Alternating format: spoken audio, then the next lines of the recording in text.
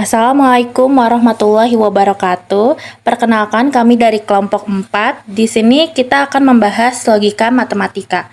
Sebelum itu, perkenalkan nama saya Salsanur Aini dengan NIM 24040300067. Saya Anina Nur Hidayah dengan NIM 24040300051. Saya Rahma Putri Sukanti dengan NIM 24040300062. Dan saya Egidia Citra Safitri dengan NIM 24040300065. Sebelumnya, apakah ada yang tahu apa itu logika matematika? Nah, jadi logika matematika adalah cabang ilmu matematika yang mempelajari pola pikir logis untuk menarik kesimpulan berdasarkan kondisi yang ada. Logika matematika menggunakan bahasa matematika berupa lambang-lambang atau simbol-simbol. Ingkaran atau negasi atau penyangkalan.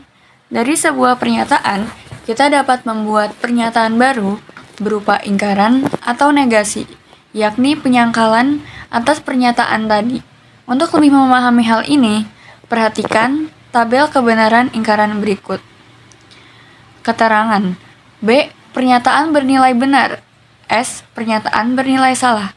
Artinya, jika suatu pertanyaan P benar, maka ingkaran Q akan bernilai salah. Begitu pula sebaliknya. Nah, negasi ini dilambangkan dengan lambang garis seperti ini. Contoh negasi dalam matematika yaitu seperti berikut. P.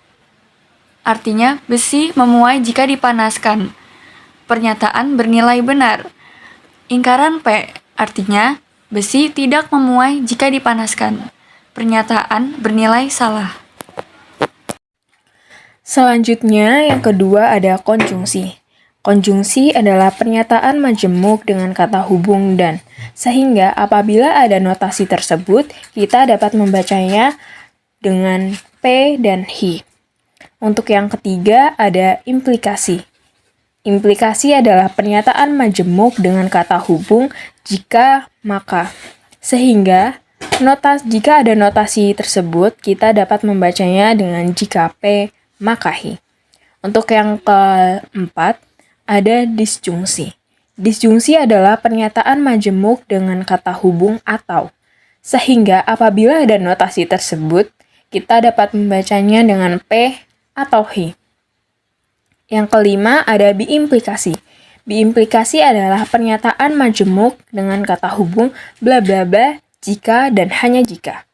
Sehingga apabila ada notasi tersebut, maka kita dapat membacanya P jika dan hanya jika Hi.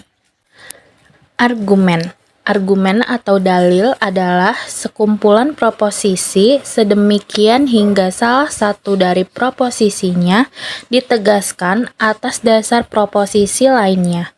Proposisi yang ditegaskan tersebut disebut konklusi, sedangkan yang menegaskan disebut premis.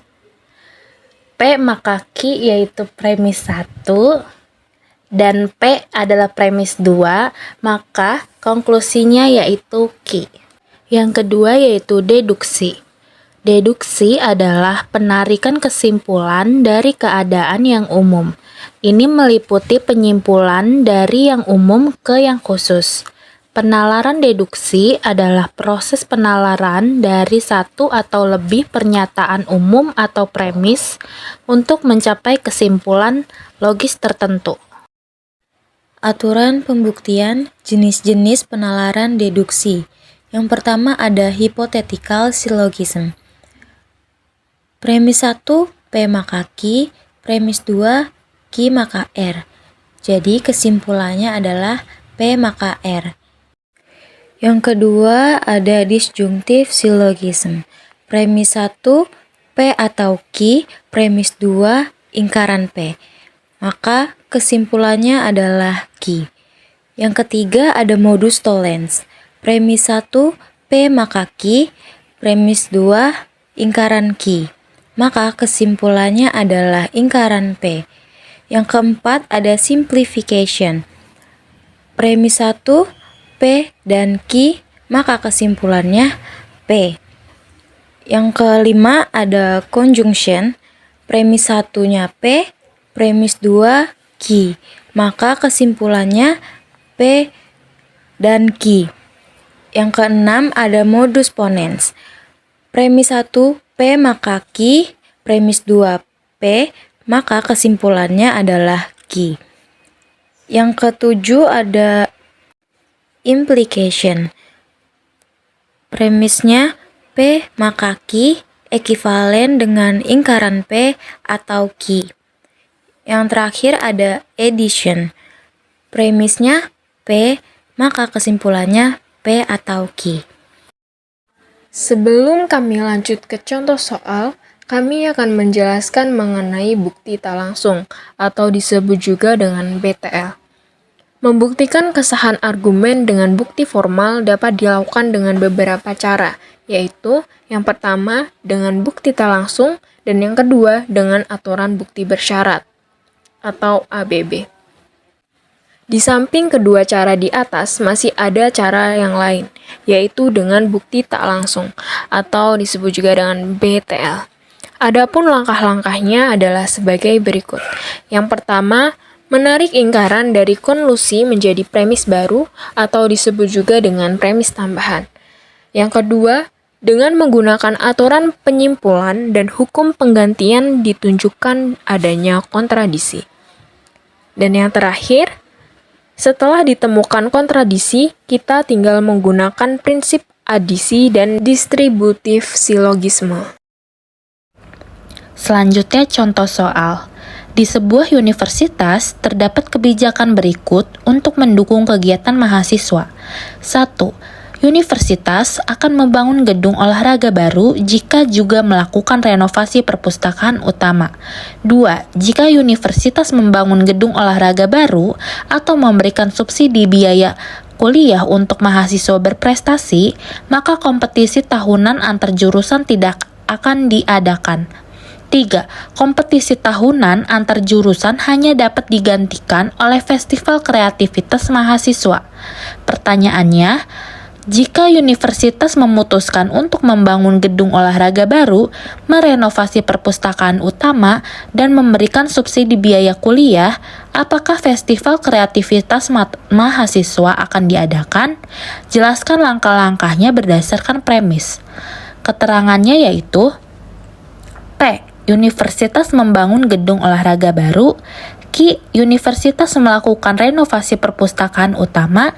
T. Festival kreativitas mahasiswa diadakan. S. Universitas memberikan subsidi biaya kuliah untuk mahasiswa prestasi. R. Kompetisi antar jurusan diadakan.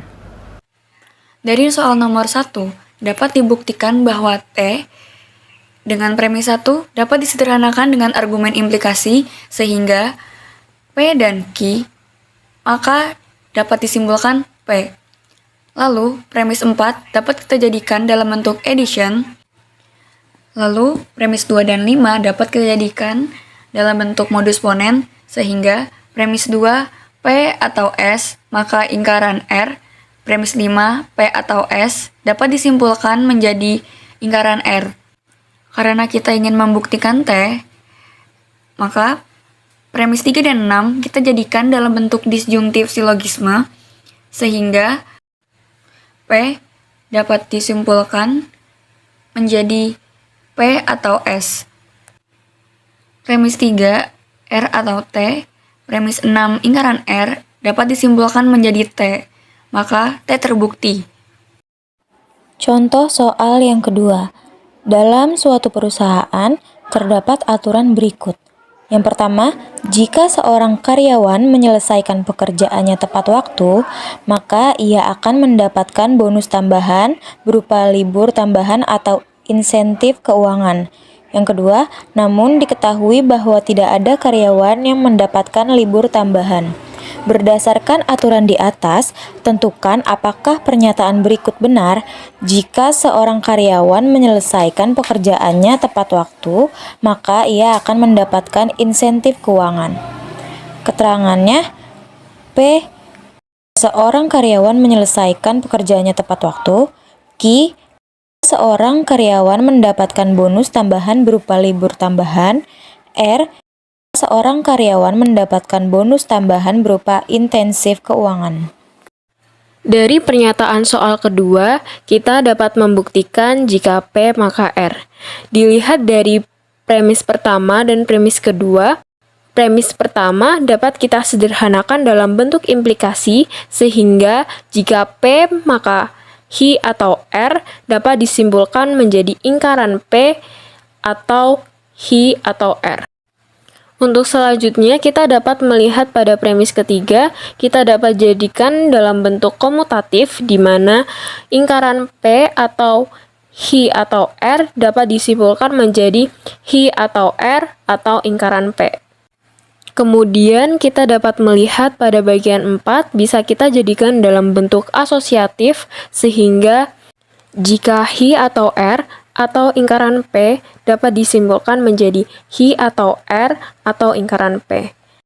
Selanjutnya, kita dapat melihat dari premis kedua dan kelima, kita jadikan dalam bentuk asosiatif sehingga premis 5 jika Hi atau R atau ingkaran P dan premis 2 ingkaran Hi dapat disimpulkan menjadi R atau ingkaran P.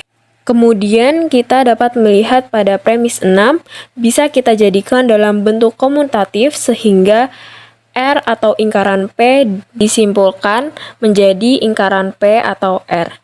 Dari bagian premis ketujuh dapat kita sederhanakan dalam bentuk implikasi sehingga terbukti jika P maka R.